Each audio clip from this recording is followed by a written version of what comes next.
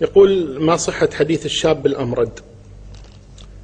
الحديث يعني أن النبي صلى الله عليه وسلم يقول: رأيت ربي على صورة شاب أمرد. هذا الحديث باطل، موضوع مكذوب على النبي صلى الله عليه وسلم، لم يقله النبي صلوات ربي وسلامه عليه.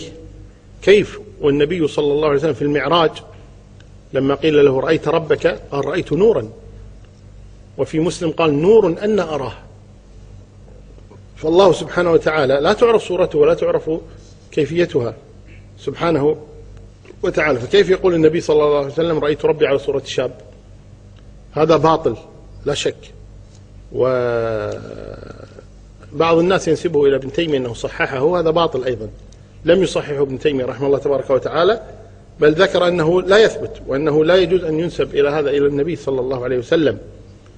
ولو فرضنا، وهذه منهجية مهمة جدا في أو عند أهل السنة والجماعة، وأنهم لا يعظمون الأشخاص وإنما يعظمون الدليل، لا يعظمون الأشخاص وإنما يعظمون الدليل، كما قال علي بن أبي طالب: لا تنظر إلى من قال ولكن انظر إلى ما قال، يعني إلى قوله وليس إلى القائل، لأن القائل عندنا معاشر أهل السنة والجماعة بشر يصيب ويخطئ، ولا يستدل به وإنما يستدل له. فعلى فرض أن ابن تيمية رحمه الله تعالى قال ذلك، فنقول قول خطأ هذا، ونحن غير متعبدين بمتابعة ابن تيمية رحمه الله تبارك وتعالى في كل شيء، وإنما متعبدون بمتابعة محمد بن عبد الله صلوات ربي وسلامه عليه في كل شيء.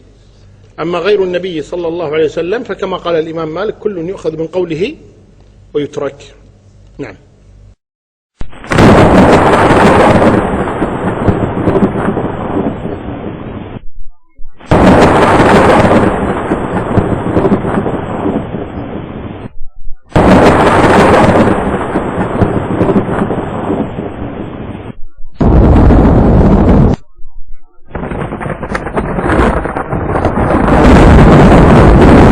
له الهداية ولنا جميعا.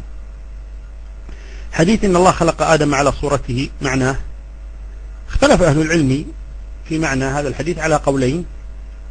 القول الأول أنه رأى النبي رجلا يضرب رجلا على وجهه فنهى أن يضربه على وجهه، فقال: فإن الله خلق آدم على صورته، أي على صورة الرجل، على صورة الرجل، أي لا تضرب الوجه. وقول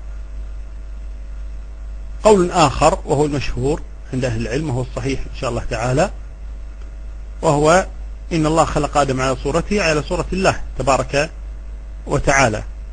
ومعنى على صورة الله جل وعلا هو أن الله سبحانه وتعالى قد ذكر في كتابه العزيز أن له وجها سبحانه وتعالى يليق به، وله عين سبحانه وتعالى، وذكر أن له يدين جل وعلا، وذكر أن له رجل سبحانه وتعالى، ذكر أصابع.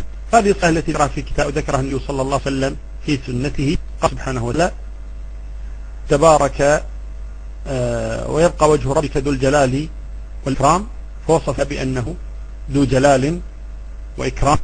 وقال النبي صلى الله عليه وسلم: حجابه النور، لو كشفه لأحرقت سبحات وجهه ما يصل إليه بصره، فأثبت الوجه لله تبارك وتعالى. وذكر النبي صلى الله عليه وسلم في تفسير الزيادة في قول الله تبارك: لهم الحسنى وزيادة، قال: الزيادة النظر إلى وجه الله سبحانه وتعالى. وذكر العينين فقال: إن الدجال أعور وإبكم لا أعور.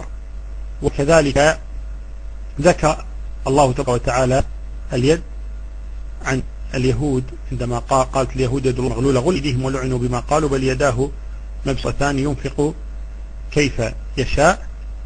وذكر كذلك سبحانه وتعالى يد الله فوق أيديهم، وقال صلوات الله وسلامه عليه: إن أحدكم يتصدق بصدقة من كسب طيب فأخذها الله بيمينه. وقال كذلك صلوات الله وسلامه: وكلتا يدي الرحمن يمين. وكذلك ذكر صفات الله تبارك وتعالى الأصابع،